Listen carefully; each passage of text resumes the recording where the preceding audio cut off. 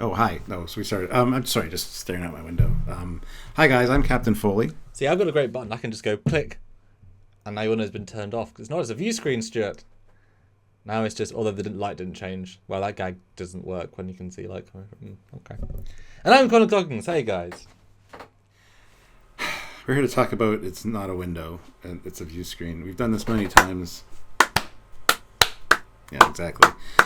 Ever since 2009, when JJ decided to make the view screen a window, it's now been a thing in Trek, even though it's ignored 50 years of, and many eras of canon. And of course, why has it been continued? Because Ats Kurtzman has gone from Star Trek '09, Into Darkness to Discovery, and you know his creative ideas have continued throughout these many shows. Yeah. And don't get us wrong. The idea of a window with a view screen overlay and graphics is a great idea. It never was a Trek thing until all of a sudden now it's everywhere. It's carried on the tradition of, I'm glad it's not in lower decks.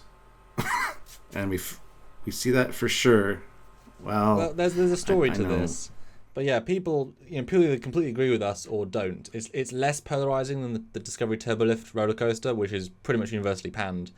But some people just don't care. But it's more just a consistency factor that no ships at any point, because it's a step back. A window is less good because you're limiting yourself. A view screen is everything.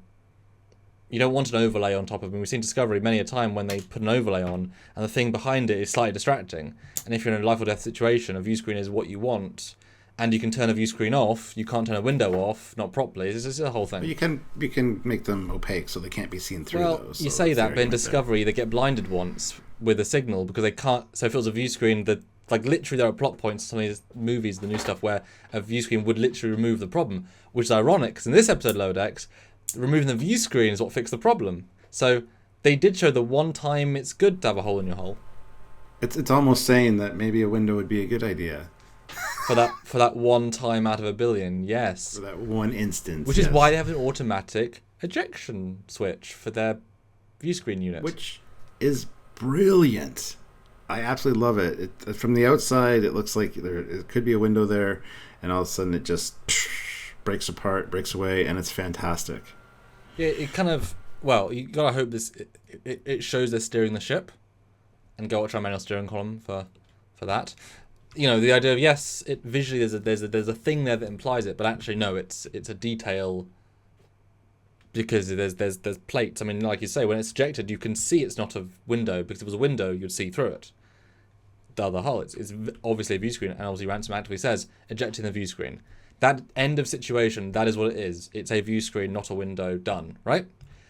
The issue is in season 1 it was a window, because for a very few split seconds, when the TNG-esque season 1 Farpoint alien breaks out of a California class, the glass, transparent aluminum, cracks of the view screen window, and then the window lit has a shatter effect, and the glass is pulled out, leaving just the window frame, and you can see it's only like 5 or 10 frames, revealing is a window, and they get pulled out. So in season 1 it was a window, but I guess in the refit, because it was refitted, they replaced a window with a view screen. So thank goodness they've refitted it out. Because they realized the window was a bad idea because it could get destroyed. It's just weird because they actually showed it was a window in season 1, and now it is a view screen in season 2. I had forgotten all about that. I know you You're had. absolutely right. They go back and forth with windows are a good idea. No, they're not. Yes, they are. No, they're not. Let's make it detachable. There you go. Problem solved. I mean, I can imagine that was a edict from up high. You know, Mike Mann, I'm sure, has even more control this year with what he wants and doesn't want, and you know, I mean, Lower Decks is known for respecting canon, using canon, and it just doesn't make sense to have a window. But this is a great compromise, and it looks really quite cool. Yeah, and it works in this context to not have one. And I love the commentary on it. The fact that it was pointed out, it was actually, you could have linked something to have it just display well, I guess the sensors are everything's down at that point because they turn off all the power. But he had the overlays on his helmet, which worked fine, tied into Darkness that way a little bit, which is neat, and Discovery. Go watch our video on the manual steering column because we talk about that in quite a bit of detail. Yeah, it was a good marriage of a whole bunch of different things and tropes from Star Trek all into one fantastic scene. By having it be a detachable view screen unit, it actually showed, I mean, the whole episode did, that was the whole point, but it showed the absolute we are at the nth degree. We are at the final leg. Everything has to be done to achieve this goal, including literally making our bridge unlivable. I mean, you can have force fields, but that's dangerous. I mean, Nemesis, but that's like you're literally losing the bubble of security that is your ship. To do this, everyone. I mean, it's a great visual, and it's I mean, can you reattach it? I don't know. Is it a one-time thing? They left it back there. It might have been damaged. Who knows? Do they have to then bring a custom? Well, they do. They have to bring a custom or replicate a custom view screen just for the Cerritos, just to make sure it can fly again, because they can't get a warp with it. If they could retrieve this one, they could probably reattach it, I guess. You'd like to think so. Yeah.